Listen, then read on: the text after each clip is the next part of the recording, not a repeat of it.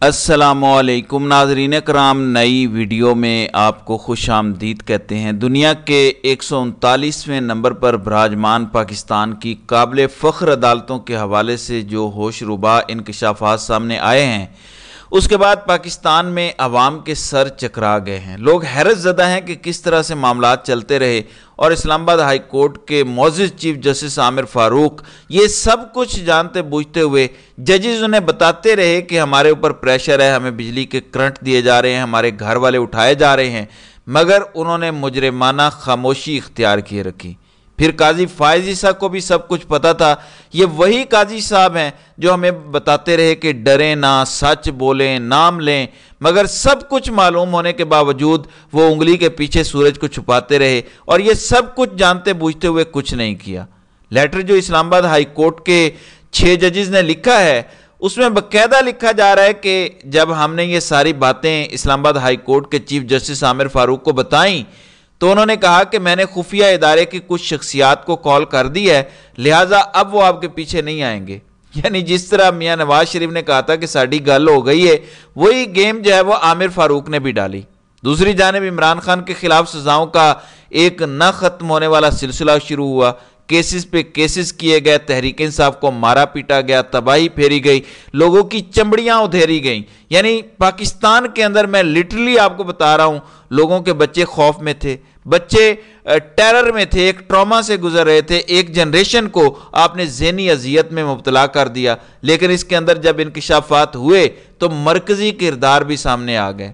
ज़ाहिर है Islamabad high court के फाजिल चीफ जस्टिस और चीफ जस्टिस ऑफ पाकिस्तान काजी फायज ईसा ये दोनों फंस गए हैं कि यह मामला किस तरह से आगे लेकर जाएंगे, क्योंकि ये जो जिन है शऊर का, ये बाहर निकल आया है और ये दोबारा वापस नहीं जाएगा। इसका खुलासा कुछ ना कुछ करना पड़ेगा, बस सूरत दीगर ये चीज़ें इस तरह से अब ख़त्म नहीं होंगी। दूसरी जानिब पाकिस्तान के प्राइम टेलीविज़न को मुकम्मल तौर पर मैनेज कर दिया गया है। टेलीविज़न पर बैठे हुए सहाफ़ी ऐसा महसूस हो रहा है कि खिसियानी बिल्ली खंबा नोचे, यानी खंबा नोच रहे हैं, उन्हें समझ नहीं आ रही कि हम बातचीत क्या करें। टीवी पर इस हवाले से इस तरह से बातचीत नहीं हो रही, लेकिन सोशल मीडिया इस वक्त फट पड़ा है। मैं कुछ सहाफ़ियों, कुछ लीगल माइंड्स और तहरीक इंसाफ का रद्द अमल आपके सामने रख देता हूं। आपको अंदाज़ा होगा कि सहाफ़ी क्या सोच रहे हैं, पाकिस्तान के अंदर जो पढ़े लिखे लोग हैं वो इस वक्त क्या महसूस कर रहे हैं। समी इब्राहिम लिखते हैं कि बेचारे पटवारी इस्लामाबाद हाई कोर्ट के जजेस के ख़त से परेशान हैं, पूरा निज़ाम ही नंगा हो गया, असलियत खुलकर सामने आ गई। ये सारी हुकूमत सारी की सारी झूठ और फ्रॉड की पैदावार।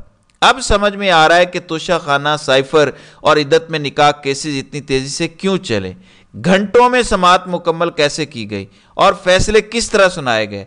या अल्लाह मदद फरमा, ये मुल्क किन जालसाजों और ठगों के हाथ में चला गया है। अब ये बात आपने जहन में रखनी है कि इमरान खान के खिलाफ जब सजाएं सुनाई जा रही थी तो इमरान खान क्या कह रहे थे। इमरान खान ये कह रहे थे कि जज साहब जल्दी सजा सुनाएं, मुझे पता है ये सजा आप नहीं सुना रहे।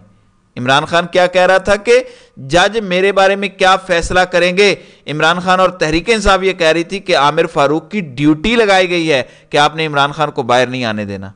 तो इमरान खान की असेसमेंट पर भी बाज़ औक़ात अकल दंग रह जाती है कि वो इतना अंदर तक इन्हें जानते हैं, इतनी गहराई से इन्हें पहचानते हैं। यानी इनके बिल्कुल जड़ें इमरान खान जानता है, इनकी असलियत इमरान खान जानता है और पहले से वो इस बारे में बातचीत करता आ रहा है। लेकिन मीडिया उस वक्त कह रहा था कि इमरान खान प्रोपोगेंडा कैंपेन शुरू करवा रहा है जजेस के लिए। नाज़रीन इकराम, अब बड़ा सवाल है कि चीफ जस्टिस काजी फायज ईसा को तो सब मालूम है। इस्लामाबाद हाई कोर्ट के 6 जजेस ने काजी साहब से मुलाकात की थी, उनको भी सब कुछ बता दिया था, लेकिन वो भी चीफ जस्टिस बनने के बाद खामोश रहे।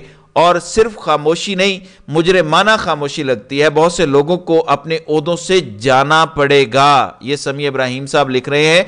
यानी अब ये डिबेट हो रही है कि इस्तीफ़ा पहले कौन देगा, आमिर फ़ारूक देगा या काजी साहब देंगे, क्योंकि इस्तीफ़ा तो किसी ने देना है। ऐसे नहीं हो सकता कि अदालतें ठगों के हवाले कर दी जाएं। ये कैसे मुमकिन है कि जजेस प्रेशर में, दबाव में मेरी और आपकी ज़िंदगियों के फैसले कर रहे हों और आमिर फ़ारूक और काजी साहब आंखें बंद करके उल्टे लेटे रहें।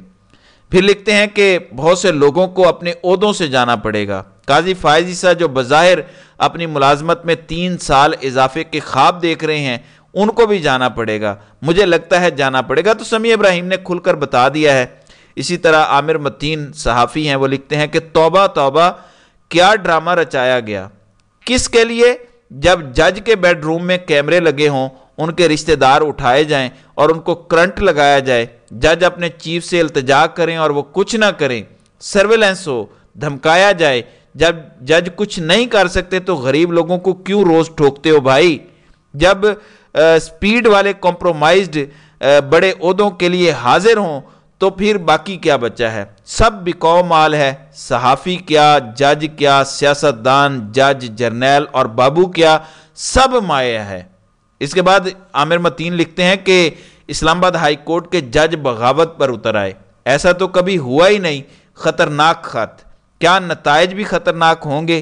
کس کے لیے؟ اصل سوال یہ ہے، جو بھی ہوا اب کٹا کٹی نکلنے جا رہا ہے، لگ پتا جائے گا، دیکھنا یہ ہے کہ کس کو۔ اب ناظرین کرام اس کے بعد غریدہ فاروقی لکھتی ہیں، اور غریدہ فاروقی کن کی زبان بولتی ہیں وہ آپ کو اچھے طریقے سے پتہ ہے۔ لکھتی ہیں کہ 6 معزز جج صاحبان کا خط لکھنے کا معاملہ، چند مزید حقائق اور سوالات، چند مزید اہم نکات قابل غور۔ ان معزز جج صاحبان نے اگر پہلے یہ معاملہ سابق چیف جسٹس عمر عطا بندیال کے علم میں لایا تھا اور بندیال صاحب کا جھکاؤ ایک مخصوص سیاسی جماعت کی جانب ازر من الشمس تھا، لیکن اس کے باوجود اگر بندیال صاحب نے بھی ان معزز جج صاحبان کے الزامات کو کوئی اہمیت نہ دی اور اس پر کوئی تفتیش نہ کرائی تو یہ از خود ایک عقلی دلیل ہے کہ الزامات غلط، ناجائز اور بھونڈے ہیں۔ یعنی بغیر تحقیقات کے ہی یہ خاتون شروع ہو گئی ہے۔ جسٹس غریدہ فاروقی تمغہ امتیاز نے یہ فیصلہ جاری کیا کہ ججز کے الزامات غلط ہیں۔ ان معزز جج صاحبان کا خط ہائی کورٹ بعد میں پہنچا اور ایک مخصوص سیاسی جماعت کے پاس پہلے پہنچ گیا۔ ایسے کیسے؟ آپ کے پاس بھی تو پہنچا ہے، تو آپ کس مخصوص جماعت سے تعلق رکھتی ہیں؟ بہرحال لمبی تحریر ہے، آخر میں لکھتی ہیں کہ حکومت وقت کو چاہیے کہ وہ غیر سیاسی اور با کردار بیوروکریٹس اور سرکاری عہدیداروں کا ایک پینل بنائے جو ان الزامات کی تہہ تک پہنچیں۔ ان جج صاحبان نے اپنا رجحان بتا دیا کہ وہ کس سیاسی جماعت کے مقلد ہیں، اس لیے ان 6 کے 6 جج صاحبان کو تحریک انصاف اور 9 مئی سے جڑے تمام کیسز سے علیحدہ کیا جائے۔ سب سے اہم پہلو یہ دیکھا جائے کہ ٹائمنگ کتنی عام ہے، 1.5 سال پرانے گڑے مردے اکھاڑنے کی آج کیا ضرورت آن پڑی؟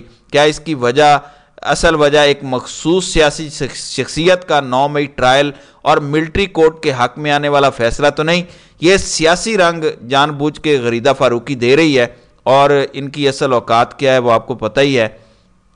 دوسری جانب مطیع اللہ جان، انہوں نے بہرحال ایک بڑا زبردست ویلاگ کیا ہے، اس کے اندر انہوں نے سر چرچل کی مثال دی۔ برطانیہ کے اندر جب جرمن جہاز فائرنگ کر رہے تھے ورلڈ وار 2 میں، تو چرچل نے پوچھا کہ کیا ہماری عدالتیں انصاف دے رہی ہیں؟ تو کہا گیا کہ انصاف دے رہی ہیں۔ اس پر اس نے کہا کہ کسی سے پھر کوئی خطرہ نہیں ہے۔ تو مطیع اللہ جان نے اپنے پروگرام میں بھی، اپنے ویلاگ میں بھی کھل کر یہ کہا ہے کہ یہ بلیک لیٹر ڈے ہے، اور اس نے تمام تر چیزیں کھول کر رکھ دی ہیں، اور اب کوئی شرم، حیا، پردہ، کوئی اب چڈی بنیان بھی نہیں بچی، سب کچھ ننگا ہو کر کھل کر سامنے آ چکا ہے۔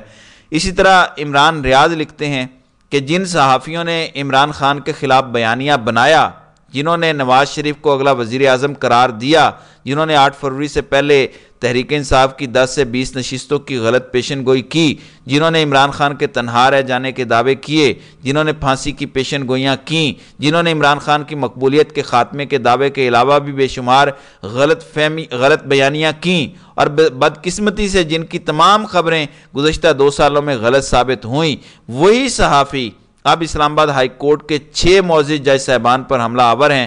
باقی پاکستانی قوم خود سمجھدار ہے۔ اب صدیق جان لکھتے ہیں کہ اطلاع ہے کہ 6 ججز کے خط کے بعد جسٹس قاضی فائز عیسیٰ نے چیف جسٹس عامر فاروق کو ملنے کے لیے بلایا، تو اس ملاقات میں قاضی فائز عیسیٰ کی اہلیہ بھی موجود تھیں۔ مریم نواز خان کا اپنے ویلاگ میں انکشاف، یہ جیو کی رپورٹر ہے مریم نواز، جو جیو کی جانب سے رپورٹ کرتی ہیں۔ تو اب آپ مان لیں کہ ججز کی بیگمات بھی ہماری جج ہیں، ایک سرکاری میٹنگ ہے اور وہاں بیگمات بیٹھ کر فیصلے دے رہی ہیں۔ ایسے ہی انصاف کی دنیا میں ہمارا 139واں نمبر نہیں ہے۔ پھر میاں علی اشفاق جو پاکستان کے لیگل مائنڈ ہیں، وہ لکھتے ہیں کہ پاکستانی الیکٹرانک میڈیا اب ایک زندہ لاش جیسا منظر پیش کرتا نظر آ رہا ہے، اصل خبر چلانے کی حیثیت بھی باقی نہیں رہی۔ پھر اویس حمید لکھتے ہیں کہ ہو سکتا ہے ان بہادر سپوتوں کو، یہ جو 6 ججز ہیں ان کے حوالے سے لکھتے ہیں کہ ہو سکتا ہے کہ ان بہادر سپوتوں کو کبھی کوئی سرکاری تمغہ یا اعزاز نہ ملے، کیونکہ سارے تمغے اور اعزازات غریدہ فاروقیوں کے لیے وقف ہیں، لیکن قوم کو ان کے نام اور چہرے ہمیشہ یاد رہیں گے۔ پھر محمد عمیر نے لکھا ہے کہ حلف کے بعد سرینا عیسیٰ اعلیٰ سطحی میٹنگز کا بھی حصہ، ماشاءاللہ 139واں نمبر ہم نے بڑی محنت سے حاصل کیا ہے، اور یہ ساری ڈیٹیل تو کھل کر سامنے آ رہی ہیں۔ حامد خان نے عامر فاروق کے استعفے کا مطالبہ کیا ہے، جبکہ صدیق جان نے اپنے ویلاگ میں کہا ہے، ویلاگ بھی کیا ہے، اور تحریک انصاف کو اب ظاہر ہے اپنی آنکھیں کبوتر کی طرح بند نہیں کرنی، کیونکہ اس معاملے کو اب آگے لے کر جانا ہے۔ یہ بہت سیریس ایشو ہے۔ سارے یہ جو واقعات کوٹ ہو رہے ہیں یہ 2023 کے ہو رہے ہیں، جہاں پہ تحریک انصاف کو مارا گیا، پیٹا، پارٹی کو توڑا گیا۔ اب یہ تحریک انصاف کے اوپر ڈیپینڈ کرتا ہے کہ یا تو بیڈ رومز میں بیٹھ کر آپس میں لڑیں ایک دوسرے کے ساتھ کہ مروت نے یہ کہہ دیا، آفریدی نے یہ کر دیا، یا اب آپ باہر نکلیں، پروٹیسٹ کریں، پریس کانفرنسز کریں، رولا ڈالیں دنیا میں، اردو انگریزی میں کالم لکھیں۔ بہرحال دیکھتے ہیں کہ معاملات کس طرف جاتے ہیں، لیکن ایک بات کلیئر ہے کہ چیزیں بہت زیادہ خراب ہو گئی ہیں۔ تو ناظرین کرام، آپ کی اس ویڈیو کے حوالے سے کیا رائے ہے؟ آپ اپنی رائے کا اظہار کامنٹ سیکشن میں ضرور کیجیے گا۔